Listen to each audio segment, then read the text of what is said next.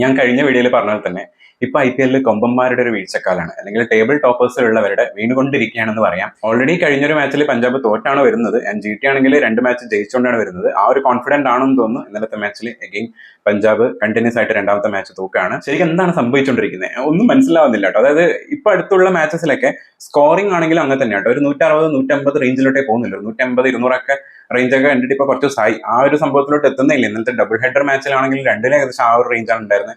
ഇന്നലത്തെ CSKയുടെ മാച്ചിലാണെങ്കിൽ അതുപോലെ തന്നെ ഉള്ളത്. ഇപ്പൊ അടുത്ത് വന്ന മാച്ചസ് ഒക്കെ ആ ഒരു രീതിയിലാണ് പോയിക്കൊണ്ടിരിക്കുന്നത്. ആൻഡ് ബൗളിംഗ് ഫീൽഡിംഗ് ഒക്കെ കുറച്ചും കൂടി ഇമ്പോർട്ടൻസ് വരികയാണ്. ബാറ്റിംഗിൽ അങ്ങനെ ആ ഒരു ഭയങ്കരമായിട്ടുള്ള ഒരു സ്കോറിലോട്ടൊന്നും ആരും പോകുന്നില്ല. അങ്ങനെയാണ് ഇപ്പോഴത്തെ ഒരു മാച്ചിന്റെ ഒരു സ്റ്റൈല് പോയിക്കൊണ്ടിരിക്കുന്നത്. ഇന്നലത്തെ PBKS GT മാച്ചിൽ ഇങ്ങനെ തന്നെയാണ് കേട്ടോ. അതായത് ആ ഒരു last over suspense, thriller moment ഒക്കെ കറക്റ്റ് ആയിട്ടുണ്ടായിരുന്നു. 6 ബോളിൽ 10 റൺസ് എന്നുള്ള ഒരു സ്റ്റേജിൽ നിന്ന് ശരിക്ക് അവിടെ പഞ്ചാബിന് പിടിക്കാൻ പറ്റുമെന്ന് തോന്നിപ്പിച്ചെങ്കിലും, പക്ഷേ GTയുടെ ഭാഗത്തുള്ള ഒരു അഡ്വാൻറ്റേജ് എന്ന് പറയുന്നത് വിക്കറ്റുകൾ കയ്യിലുണ്ടായിരുന്നു എന്നുള്ളതാണ്. അത് മാത്രമല്ല, ഓൾറെഡി ബാറ്റ് ചെയ്യാൻ അറിയുന്ന വാഷിംഗ്ടൺ സുന്ദറും, അതുപോലെ തന്നെ ഇപ്പുറത്ത് കുഴപ്പമില്ലാണ്ട് ബാറ്റ് ചെയ്യാൻ പറ്റുന്ന അർഷദ് ഖാനും ഉണ്ട്, ഇനി വരാനിരിക്കുന്ന റാഷിദ് ഖാനും ഉണ്ട്. അങ്ങനെ കുഴപ്പമില്ലാത്ത രീതിയിലൊക്കെ ഉള്ളൊരു സ്റ്റേജിലാണ് ഇവിടെ ഉള്ളത്. പക്ഷെ അപ്പുറത്തെ ഭാഗത്താണെങ്കിൽ ബോൾ എറിഞ്ഞു പിടിക്കാൻ മാത്രമേ ഉള്ളൂ ലക്ഷ്യം. വിക്കറ്റ് എടുത്ത് കഴിഞ്ഞാൽ കളി ജയിക്കും, അല്ലെങ്കിൽ ഡോട്ട് ബോൾ വരണം. ആ ഒരു രീതിയിലുള്ള ഒരു ഫോർമാറ്റ് ആയിരുന്നു ഉണ്ടായിരുന്നത്. ഫസ്റ്റത്തെ ബോളിൽ യോർക്കറിൽ ആ ഒരു 4 പോയതാണ് കളി മൊത്തം മാറ്റിയത്. പിന്നീട് അങ്ങോട്ട് ഒരു എക്സ്ട്രാ കിട്ടി, അതുകൂടാണ്ട് ഡോട്ട് ബോൾ വന്നെങ്കിലും ലാസ്റ്റിൽ നമ്മളെ ഒരു സിംഗിൾ ഇട്ട് വാഷിംഗ്ടൺ സുന്ദറിന് കയ്യിലോട്ട് കളി വന്നപ്പോൾ കളി മൊത്തത്തിൽ എഗെയിൻ GTയുടെ ഭാഗത്തോട്ട് തന്നെയായി. ആൻഡ് ലാസ്റ്റ് ബോളിൽ ആ ഒരു ഫുൾ ടോസ് ബോളിൽ കളി 6 അടിക്ക് ജയിക്കുകയും ചെയ്തു. ഏകദേശം ഒരു ബോളെ ബാക്കി ഉണ്ടായിരുന്നുള്ളൂ കേട്ടോ. ഒരു ബോൾ ബാക്കി നിൽക്കുക 4 വിക്കറ്റിനാണ് GT ശരിക്കും ജയിച്ചത്. അതും ലോ സ്കോറാണ് ശരിക്കും ചേസ് ചെയ്തത്. ആ ചേസ് ചെയ്ത സമയത്തും കുറച്ച് ടഫ് ആയിട്ടുള്ള സംഭവങ്ങൾ രണ്ട് ഭാഗത്തും ഉണ്ടായിരുന്നു. രണ്ടുപേരും എനിക്ക് തോന്നുന്നു അത്യാവശ്യം നന്നായിട്ട് തന്നെ ബൗളിംഗ് ചെയ്തിട്ടുള്ള ഒരു മാച്ച് ആണെന്ന് പറയാം. പഞ്ചാബ് 163 റൺസാണ് എടുത്തത് ഫസ്റ്റ് ബാറ്റ് ചെയ്തപ്പോൾ, 9 വിക്കറ്റ് നഷ്ടത്തിൽ. പക്ഷേ ഇപ്പുറത്തെ ഭാഗത്ത് നോക്കിക്കഴിഞ്ഞാലും അങ്ങനെ ഭയങ്കര സംഭവം ഒന്നല്ല. ആ ഒരു 167 ചേസ് ചെയ്ത് എടുത്തിയത്. അവിടെയാണെങ്കിലും ഒരു ബോൾ ബാക്കി നിൽക്കുകയാണ് ഉണ്ടായിരുന്നത്. അത് മാത്രമല്ല 6 വിക്കറ്റ് പോയിട്ടുണ്ടായിരുന്നു. അപ്പൊ രണ്ട് ഭാഗത്തും ആ ഒരു ബൗളിംഗിന്റെ ഒരു ഭയങ്കരമായിട്ടുള്ള ഒരു പെർഫോമൻസ് ഇന്നലത്തെ മാച്ചിൽ കാണാൻ വേണ്ടി പറ്റി. എടുത്തു പറയേണ്ട ജെയ്സൺ ഹോൾഡർ തന്നെയാണ്. കാരണം ഇത്രയും ഇമ്പോർട്ടന്റ് ആയിട്ടുള്ള 4 വിക്കറ്റുകൾ ആൾ എടുത്തപ്പോൾ തന്നെ കംപ്ലീറ്റ്ലി പഞ്ചാബിന്റെ മേലൊരു ഡോമിനേറ്റിംഗ് സംഭവം GT അവിടെ ഉണ്ടാക്കിയെടുത്തു. ആ ഒരു സ്ഥലത്താണ് ശരിക്കും പഞ്ചാബിനെ ഫുള്ളായിട്ട് അടി തകർന്നു പോയി എന്ന് വേണമെങ്കിൽ പറയാം. പ്രത്യേകിച്ച് ഫസ്റ്റ് ബാറ്റ് ചെയ്യുന്ന പഞ്ചാബ് നമുക്കറിയാം ഓൾറെഡി വെടിക്കെട്ട് ഓപ്പണേഴ്സ് ആണുള്ളത്. അത് കഴിഞ്ഞ് ശ്രേയസ് അയ്യർ ഉണ്ട്, കോൺലി ഉണ്ട്, അതുകൂടാണ്ട് നിഹാൽ വധേര, അങ്ങനെ ഒരു വലിയൊരു ബാറ്റിംഗ് നിരയുന്നുണ്ട്. കാരണം ഇവരൊക്കെ എന്ന് വെച്ചാൽ അൺക്യാപ്ഡ് പ്ലേയേഴ്സ് ആണെങ്കിലും അവരൊക്കെ ഗംഭീരമായിട്ട് കളിക്കുന്നവരാണ്. ഈവൻ മാർക്കസ് സ്റ്റോയിനിസ് ഉണ്ട്, അങ്ങനെ മാർക്ക് യാനിസൺ ഉണ്ട് എന്റെലോട്ട്. ആ ഒരു വെടിക്കെട്ട് അടിക്കാൻ പറ്റുന്ന ഒരു 200, 220, 240 വരെ സ്കോർ ചെയ്യാൻ പറ്റുന്ന ഒരു ടീം ഇന്നലെ 163 തീർന്നതിന്റെ complete credit goes to GT bowlers തന്നെയാണ്. അതിൽ എടുത്തു പറയേണ്ട ബൗളേഴ്സ് ആണ്. നമ്മുടെ മുഹമ്മദ് സിറാജ് സ്റ്റാർട്ടിങ്ങിൽ ആ ഒരു ബ്ലോ ഉണ്ടാക്കി. കാരണം സ്റ്റാർട്ടിങ്ങിൽ ആ ഒരു വിക്കറ്റിലാണ് ആ ഒരു ഇമ്പാക്ട് വരുന്നത്. അവിടെ നിന്ന് അങ്ങോട്ടാണ് ഡോമിനേറ്റിംഗ് തുടങ്ങുന്നത്. ആ സിറാജിന്റെ ആ ഒരു ഫസ്റ്റ് വിക്കറ്റും അത് കഴിഞ്ഞിട്ടുള്ള പിന്നെ ഇടയ്ക്കുള്ള ഒരു വിക്കറ്റ്, ഓൾമോസ്റ്റ് 2 വിക്കറ്റ് ആളുടെ അടുത്തുണ്ടായിരുന്നു. അതുകൂടാണ്ട് റബാഡയുടെ ബോളിംഗ് പെർഫോമൻസും ഒരു രക്ഷയില്ല. എക്കണോമിക്കലായിട്ട് ബോൾ എറിഞ്ഞ് വിക്കറ്റുകൾ എടുത്തിട്ടുണ്ടായിരുന്നു. പിന്നെ അതുപോലെ തന്നെ നമ്മൾ ജെയ്സൺ ഹോൾഡർ 4 വിക്കറ്റാണ് ഇന്നലെ എടുത്തത്. ഇമ്പോർട്ടന്റ് ആയിട്ടുള്ള 4 വിക്കറ്റ്. ആ ഒരു ബൗളിംഗ് പെർഫോമൻസ് തന്നെയാണ് ശരിക്കും ഇന്നലെ GTക്ക് ജയിക്കാൻ പറ്റിയത്. അത്രയും കോൺഫിഡന്റ് ആണ് ബൗളേഴ്സിൽ. അതുകൊണ്ട് തന്നെ ആയിരിക്കാം GT ഇന്നലെ ടോസ് കിട്ടിയിട്ടും ബൗളിംഗ് ചൂസ് ചെയ്തത്. ഇവരെ ഒന്ന് ഈ ഒരു ചെറിയ സ്കോറിൽ പിടിച്ച് കെട്ടാം എന്നുള്ളൊരു ആ ഒരു ആറ്റിറ്റ്യൂഡിൽ തന്നെയാണ് ഇന്നലെ ബൗൾ ചെയ്തിട്ടുണ്ടായിരുന്നത്. ഇന്നലെ പഞ്ചാബിന് ബാറ്റിംഗിൽ വൻ തകർച്ച തന്നെയാണ് ഉണ്ടായിരുന്നത്. വിക്കറ്റുകൾ ഇങ്ങനെ തുരുതുരാ പോകുന്നുണ്ടായിരുന്നു. അതിൽ ശ്രേയസ് അയ്യറാണ് കുറച്ചേരം ഒന്ന് പിടിച്ചു നിന്നത്. പക്ഷേ ശ്രേയസ് അയ്യറിനും വലിയൊരു സ്കോറിലോട്ട് എത്താൻ പറ്റിയില്ല. 21 ബോളിൽ 19 റൺസ് എടുത്തിട്ടുണ്ടായിരുന്നു. ശരിക്ക് കളി പഞ്ചാബിന്റെ അടുത്തോട്ട് കുറച്ചു നേരമെങ്കിലും പിടിച്ചു നിർത്തിയത് നമ്മുടെ ഷെഡ്ഗെ. ഇന്നലെ ആദ്യമായിട്ടാണ് പഞ്ചാബിന് വേണ്ടി ഇറങ്ങുന്നത്. ഇറങ്ങിയിട്ട് ആളുടെ ആ ഒരു പെർഫോമൻസ്, അതിന്റെ കൂടെ തന്നെ മാർക്കസ് സ്റ്റോയിനിസ് നല്ല രീതിയിലുള്ള ഒരു സപ്പോർട്ട് കൊടുത്തിട്ടുണ്ടായിരുന്നു. ഇവർ രണ്ടുപേരും കൂടിയാണ് ആ ഒരു പാർട്ട്ണർഷിപ്പ് ഒക്കെ ബിൽഡ് ചെയ്തിട്ട് കുറച്ചു നേരം ഒന്ന് പഞ്ചാബിന്റെ കയ്യിൽ കളി എത്തിച്ചതും. അത് മാത്രമല്ല കളീനെ കുറച്ചൊന്ന് മുന്നോട്ട് കൊണ്ടുവരുന്നു. കാരണം 47 റണ്ണിന് 5 വിക്കറ്റ് പോയൊരു സമയം ഉണ്ടായിരുന്നു പഞ്ചാബിന്. ആ ഒരു 47 റണ്ണിനെ പിന്നീട് 126 എത്തുമ്പോഴാണ് അടുത്ത വിക്കറ്റ് പോയത്, 6ാമത്തെ വിക്കറ്റ്. അപ്പൊ അത്രയും നേരത്തെ ആ ഒരു ഗംഭീര പാർട്ട്ണർഷിപ്പാണ് ശരിക്കും മാർക്കസ് സ്റ്റോയിനിസും അതുപോലെ തന്നെ നമ്മുടെ ഷെഡ്ഗയും കൂടി ചെയ്തിട്ടുണ്ടായിരുന്നത്. 29 ബോളിൽ 57 റൺസാണ് ഷെഡ്ഗെ അടിച്ചിട്ടുണ്ടായിരുന്നത്. അതിൽ 3 4ഉം 5 6ഉം ആണ് ഉണ്ടായിരുന്നത്. അത്യാവശ്യം നല്ല സ്ട്രൈക്ക് റേറ്റ് തന്നെയാണ് കളിച്ചത്. ശരിക്കും ഇങ്ങനത്തെ സിറ്റുവേഷനിലൊക്കെ മറ്റുള്ള ടീമിലൊക്കെ നമ്മൾ കണ്ടേക്കണേ ആ ഒരു സ്ട്രൈക്ക് റേറ്റ് കുറച്ച് താഴെയായിരിക്കും. കാരണം ഒരു ആങ്കർ ഇന്നിംഗ്സ് ആയിരിക്കും കുറച്ചും കൂടി കളിക്കുക. പക്ഷെ ഇവിടെ അങ്ങനെ ആയിരുന്നില്ല.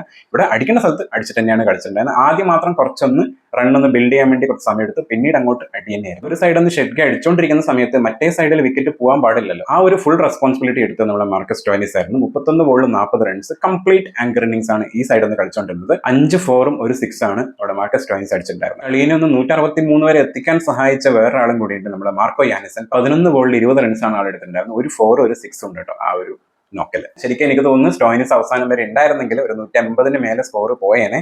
പക്ഷെ എന്തായാലും അങ്ങനെ ഒരു കുഴപ്പമില്ലാത്തൊരു രീതിയിൽ കോമ്പീറ്റ് ചെയ്യാൻ പറ്റുന്ന ഒരു ടോട്ടലിലോട്ടാണ് ശരിക്കും ഇന്നലെ പഞ്ചാബ് എത്തിയത്. പക്ഷേ ഈ ഒരു പഞ്ചാബിന് ഇത്രയും ചെറിയ സ്കോറിലോട്ട് പിടിച്ചു കെട്ടിയത് ശരിക്കും ഇന്നലെ ജിടിയുടെ ബൗളേഴ്സ് തന്നെയാണ്. അതിൽ റബാഡ 4 ഓവർ ബോൾ ചെയ്തപ്പോൾ 22 റൺ കൊടുത്തിട്ട് 2 വിക്കറ്റാണ് എടുത്തിട്ടുണ്ടായിരുന്നത് കേട്ടോ. അതുപോലെ തന്നെ നമ്മുടെ ജെയ്സൺ ഹോൾഡർ 4 ഓവറിൽ 24 റൺ കൊടുത്തിട്ട് 4 വിക്കറ്റ് എടുത്തിട്ടുണ്ടായിരുന്നു. അതുപോലെ തന്നെ നമ്മുടെ മുഹമ്മദ് സിറാജ് സ്റ്റാർട്ടിംഗിൽ ഗംഭീരമായിട്ട് ബോൾ ചെയ്തു. 4 ഓവറിൽ 28 റൺ കൊടുത്തിട്ട് 2 വിക്കറ്റ് എടുത്തിട്ടുണ്ടായിരുന്നു. റാഷിദ് ഖാനും കുഴപ്പമില്ലാത്ത രീതിയിൽ ബോൾ ചെയ്തു. ഒരു അടി കിട്ടിയിട്ടുണ്ടോ വെച്ചാൽ കിട്ടിയിട്ട്, പക്ഷേ എന്നാലും ഭയങ്കരമായിട്ട് കിട്ടിയില്ല, ആ ഒരു രീതിയിലായിരുന്നു. പക്ഷേ റാഷിദ് ഖാനാണ് ഒരു വിക്കറ്റ് ഉണ്ടായിരുന്നത്. നമ്മുടെ ഏറ്റവും പഞ്ചാബിന് ഭയങ്കര ഗുണം കിട്ടിയ ഒരു ഓവർ എന്ന് പറയുന്നത് മാനവ് സിത്താറിന്റെ ബോളായിരുന്നു. ഒരു ഓവറെ ആൾ ബോൾ ചെയ്തിട്ടുണ്ടെങ്കിൽ 27 റൺസ് ആണ് ആൾ കൊടുത്തിട്ടുണ്ടായിരുന്നത്. അത് ശരിക്ക് ഭയങ്കരമായിട്ടുള്ള ഒരു കോൺട്രിബ്യൂഷൻ ശരിക്കും പഞ്ചാബിന് കിട്ടി. അവിടെ നമ്മളെ ഷെഡ്ഗിയാൻ തോന്നുന്നു അടിച്ചു കൂട്ടി. 164 ടോട്ടൽ ചേസ് ചെയ്യാനുള്ളത്. അപ്പൊ അതുകൊണ്ട് തന്നെ ജിടിയുടെ ബാറ്റിംഗിൽ എപ്പോഴും നമുക്കറിയാം, ജിടിയുടെ ബാറ്റിംഗിൽ ഏറ്റവും കോൺഫിഡന്റ് ആയിട്ടുള്ള 3 പ്ലേയേഴ്സ് എന്ന് പറയുന്നത് സായ് സുദർശൻ, ഗില്ല്, അതുപോലെ ബട്ട്ലറാണ്. ആ ഒരു ട്രയോ തന്നെയാണ് ശരിക്ക് ജിടിയുടെ ഏറ്റവും വലിയ പില്ലേഴ്സ് എന്ന് പറയാം. ജിടിയുടെ തനതായ ശൈലിയിൽ തന്നെയായിരുന്നു ഒരു ബാറ്റിംഗ് ഉണ്ടായിരുന്നത്. കാരണം ഭയങ്കരമായിട്ടുള്ള സ്ട്രൈക്ക് റേറ്റിൽ പൊതുവെ എപ്പോഴും പോകാറില്ല, എന്നാലും അവർ അടിക്കേണ്ട സ്കോർ എപ്പോഴും അടിക്കുകയും ചെയ്യും. ആ ഒരു രീതിയിലൂടെ കുറച്ച് ബോളേഴ്സിന്റെ ഏറ്റവും വൃത്തിയായിട്ട ബോളുകൾ മാത്രമേ അവർ അടിക്കുള്ളൂ. സെലക്റ്റീവായിട്ട് അടിക്കുക, അല്ലാത്ത ഔട്ടാകുന്ന ബോളുകളൊക്കെ മുട്ടി നിൽക്കുക, അല്ലെങ്കിൽ അത് റിലീവ് ചെയ്യുക എന്നുള്ള രീതിയിലുള്ള കളിയാണ് ശരിക്കും പൊതുവെ കളിക്കാറുള്ളത്. പക്ഷെ ഇന്നലെ എന്താ സംഭവിച്ചത് വെച്ചാൽ നമ്മുടെ ശുഭ്മൻ ഗില്ല് ഒന്ന് സ്ട്രൈക്ക് റേറ്റ് കൂട്ടി എന്ന് അടിക്കാൻ നോക്കുമ്പോഴേക്ക് അധികം റൺസ് എടുക്കാൻ തന്നെ ആള് പെട്ടെന്ന് തന്നെ പോയി.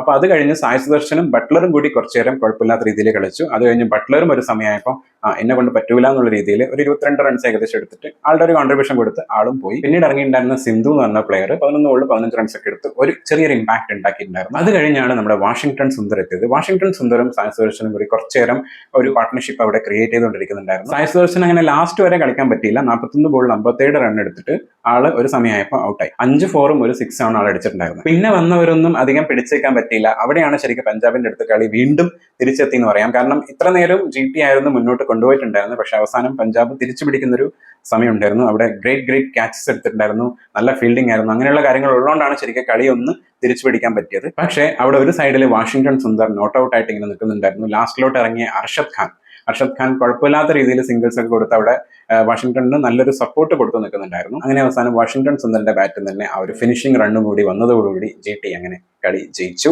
ശരിക്കും ഒരു സൂപ്പർ ഓവറൊക്കെ എത്തുന്ന പ്രതീക്ഷിച്ചായിരുന്നു, പക്ഷെ അങ്ങനെ പോയില്ല. അവിടെ വാഷിംഗ്ടൺ സുന്ദർ ഉള്ളത് കൊണ്ടാണ് അത് അങ്ങോട്ട് എത്താഞ്ഞത്. 23 ബോളിൽ 40 റൺസാണ് നമ്മൾ സുന്ദർ എടുത്തിട്ടുണ്ടായിരുന്നത്. അതിൽ 5 4ഉം ഒരു 6 ആയിരുന്നുണ്ടായിരുന്നു. ബോളിംഗിൽ അത്യാവശ്യം എല്ലാവരും കുഴപ്പമില്ലാത്ത രീതിയിൽ തന്നെയാണ് ബോൾ ചെയ്തിരുന്നത്. 10ന് താഴെ തന്നെയായിരുന്നു എക്കണോമി എല്ലാവരും പിടിച്ചിട്ടുണ്ടായിരുന്നത്. അതിൽ ചഹലിന് മാത്രമാണ് ഒരു ഓവറിൽ 13 റൺസ് കൊണ്ടുണ്ടായിരുന്നത്. അതുകൊണ്ട് തന്നെ പിന്നീട് അങ്ങോട്ട് ബോൾ കൊടുത്തിട്ടുണ്ടായിരുന്നില്ല. കാരണം ഇപ്പുറത്ത് അറിയാലോ നമുക്ക്, GTയുടെ കൂടുതലും ഇന്ത്യൻ ബാറ്റ്സ്മാൻമാരാണ്. അവർ അൺക്യാപ്ഡ് പ്ലേയേഴ്സ് ആണെങ്കിലും ഇന്ത്യൻ ബാറ്റ്സ്മാൻമാർക്ക് പ്രത്യേകത വരുന്നത് സ്പിന്നേഴ്സിനെ കുറച്ചും കൂടി ഈസി ആയിട്ട് കളിക്കാൻ പറ്റും. അതുകൊണ്ടാണെന്ന് തോന്നുന്നു ഇന്നലെ ചഹലിനെ പിന്നീട് അങ്ങോട്ട് ഇറക്കിയിട്ടുണ്ടായിരുന്നില്ല. ഉള്ളതിൽ ഏറ്റവും നന്നായിട്ട് ബോൾ ചെയ്ത് നമ്മുടെ ഹർഷദീപ് സിംഗ് ആയിരുന്നു. 4 ഓവറിൽ 24 റൺ കൊടുത്തിട്ട് 2 വിക്കറ്റ് എടുത്തിട്ടുണ്ടായിരുന്നു. അത് കൂടാണ്ട് ഇമ്പാക്ട് പ്ലെയർ ആയിട്ട് വന്നിട്ടുള്ള നമ്മുടെ വൈശാഖ് വിജയകുമാർ 4 ഓവറിൽ 31 റൺസ് കൊടുത്തിട്ട് 2 വിക്കറ്റ് എടുത്തിട്ടുണ്ടായിരുന്നു. കഴിഞ്ഞ മാച്ചൊക്കെ വെച്ച് നോക്കുന്ന സമയത്ത് പഞ്ചാബിന്റെ ബാട്ട്ലെറ്റ് ഇന്നലെ കുറവ് റണ്ണാണ് കൊടുത്തത്. 4 ഓവറിൽ 38 റൺ കൊടുത്തിട്ട് വിക്കറ്റ് ഒന്നും കിട്ടിയില്ലെങ്കിലും ആൾ നല്ല 2 ക്യാച്ച് എടുത്തിട്ടുണ്ടായിരുന്നു. ശരിക്കും ഇന്നലെ ബാറ്റ് കൊണ്ട് കുഴപ്പമില്ലാണ്ട് തെളിഞ്ഞ ആളായിരുന്നു ഇവിടെ മാർക്കസ് സ്റ്റോയിനിസ്. അവർ ആങ്കർ ഇന്നിംഗ്സ് ഒക്കെ കളിച്ച് കുഴപ്പമില്ലാണ്ട് സ്കോർ ഒന്നും അങ്ങോട്ട് എത്തിച്ചാണ്. ആള് 2.5 ഓവേഴ്സ് എറിഞ്ഞ സമയത്ത് 26 റൺ കൊടുത്തിട്ട് ഒരു വിക്കറ്റ് എടുത്തിട്ടുണ്ടായിരുന്നു. പക്ഷേ ആ ലാസ്റ്റ് ഓവർ എറിഞ്ഞപ്പോഴാണ് ശരിക്കും കുറച്ചൊന്ന് മാർക്കസ് സ്റ്റോയിനിസിന് തെറ്റിയത്. കാരണം യോർക്കർ ഇടാൻ ശ്രമിച്ച സമയത്തായിരുന്നു ഒരു ഫുൾ ടോസ് വന്നത്. പിന്നെ വേറെ ബോളിംഗ് ഓപ്ഷൻസ് ഒക്കെ കുറവായിരുന്നു. എന്തായാലും വേറൊരു ഓപ്ഷനും ഇല്ല. ഉള്ളയിൽ മാർക്കസ് സ്റ്റോയിനിസിന് എറിയാൻ പറ്റുന്ന ഒരു ഓവർ ആണെന്ന് തോന്നിക്കൊണ്ട് തന്നെ ആയിരിക്കും ചിലപ്പോൾ നമ്മുടെ ശ്രേയസ് അയ്യർ അവർ ലാസ്റ്റ് ഓവർ എറിയിച്ചത്. എന്തായാലും പൊരുതി തന്നെയാണ് രണ്ടുപേരും കളിച്ചത്. ശരിക്കും പൊരുതി ജയിച്ചതാണ് GT എങ്കിൽ പൊരുതി തോറ്റാണ് പഞ്ചാബ് എന്ന് പറയാം. പഞ്ചാബിന് ഈ ഒരു ലൂസിംഗ് മൊമെന്റം മാറ്റിയിട്ടൊന്ന് വിന്നിംഗ് മൊമെന്റിലോട്ട് തിരിച്ചെത്തുന്നത് അത്യാവശ്യമാണ്. കാരണം ടേബിൾ ടോപ്പിലുള്ള ടീമാണ്. ഈവൻ ഈ വർഷത്തെ കപ്പ് നേടാൻ സാധ്യതയുള്ള ടീമും കൂടിയാണ്. അവരിങ്ങനെ കളിച്ചാൽ പോരാ, ഇനിയുള്ള മാച്ചസിൽ തിരിച്ചു വരട്ടെ. അതുകൂടാണ്ട് നമ്മുടെ GT ഇപ്പം ഒരു വിന്നിംഗ് സൈഡിലോട്ട് എത്തിയിരിക്കുകയാണ്. ആ ഒരു മൊമെന്റം അവർ ബ്രേക്ക് ചെയ്യാതെ ഇപ്പൊ അടുപ്പിച്ച് 3 മാച്ചസ് ആയിട്ട് ജയിക്കുന്നത്. അത് ജെയ്സൺ ഹോൾഡർ വന്നതിന് ശേഷമാട്ടെ ഈ 3 മാച്ച് ജയിച്ചിട്ടുള്ള എന്നുള്ളത് വേറൊരു പ്രത്യേകതയാണ്. അപ്പൊ എന്തായാലും നമുക്ക് കാണാം അടുത്ത വീഡിയോയിൽ അടുത്ത മാച്ചിന്റെ വിശേഷങ്ങളായിട്ട്. നിങ്ങൾ ഇന്നത്തെ മാച്ച് കണ്ടിട്ടുണ്ടാവില്ല. മാച്ചിനെ കുറിച്ചുള്ള നിങ്ങളുടെ അഭിപ്രായം എന്താണെന്നുള്ളത് കമന്റ് അറിയിക്കാൻ. അത്രേ ഉള്ളൂ.